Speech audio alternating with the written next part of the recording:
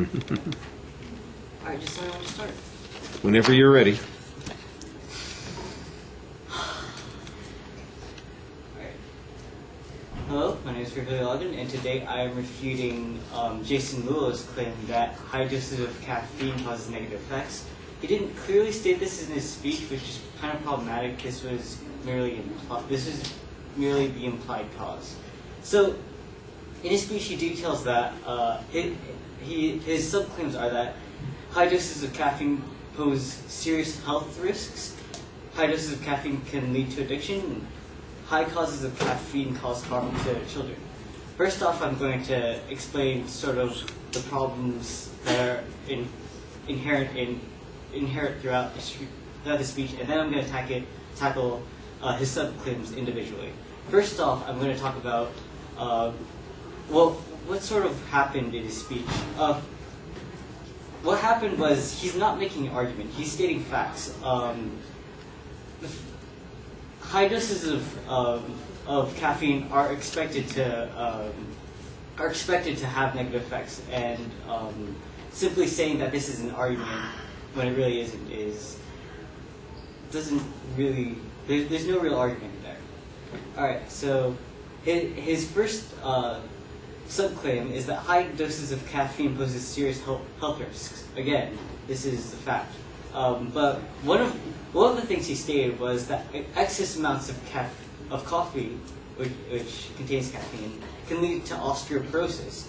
I found that according to a study or a test done by the Creighton University Osteoporosis Research Center, NOPOM, they found that as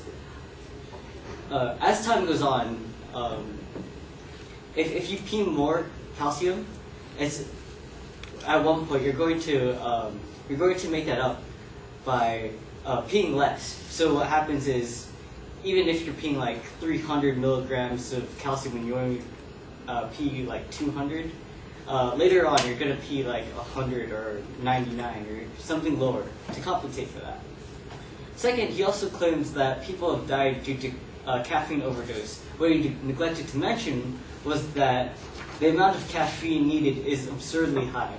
According to a study done by Dr. Joseph M. Peters, the average lethal dose of caffeine is estimated to be around 150 milligrams per kilogram of body mass. So this equates to 80 to 100 cups of coffee. And who drinks 80 to 100 cups of coffee a day?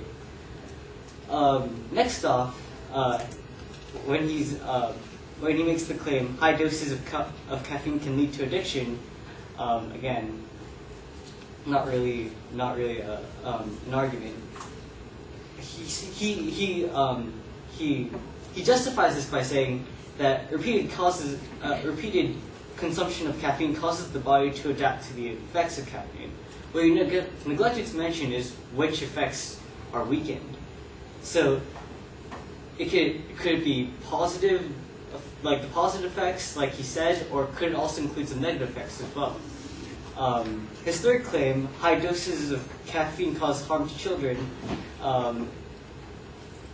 is supported by his claim that ingestion of caffeine causes childhood obesity, and he justifies this by saying that caffeine is present in caffeinated drinks like soda, so therefore, like caffeine causes childhood obesity.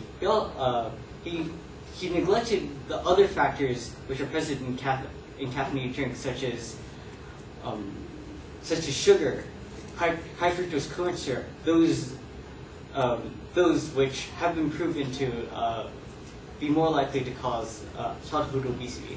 It's for these reasons that his claim isn't necessarily false, because, once again, they're facts, but should be considered invalid because of the reasons stated. Thank you.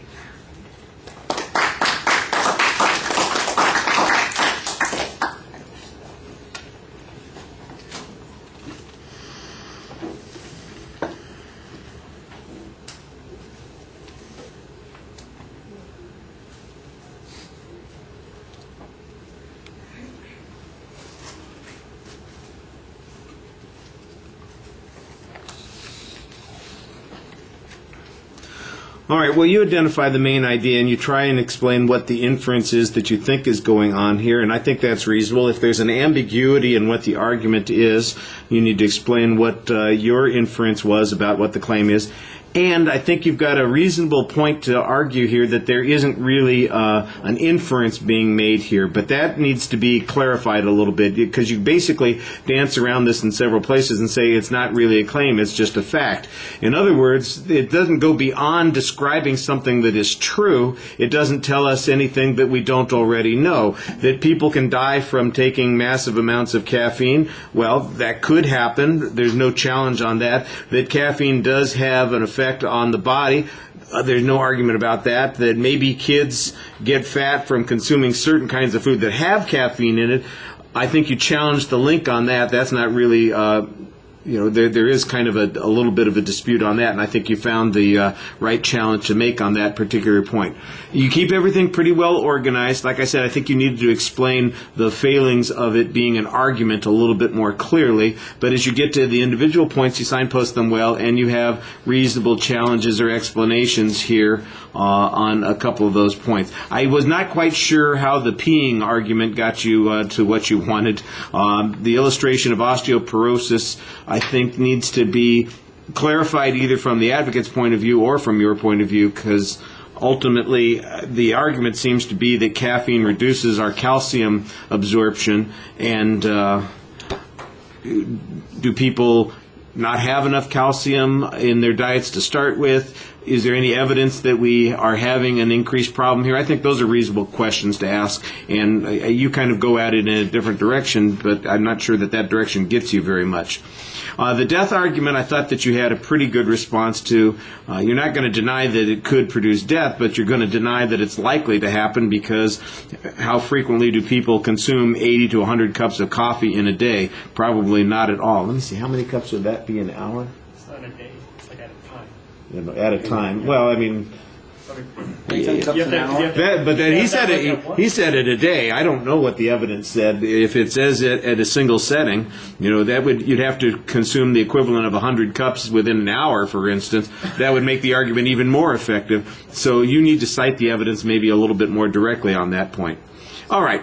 And then, like I said on the last point, I think you got the right argument here. It says just because it has caffeine in it doesn't mean that that's causing the obesity. It's just that the foods that they consume have caffeine, but it's not caffeine that causes those particular problems. For example, they could drink lots of sodas that don't have caffeine in them and get the same obesity issue. 7-Up, root beer,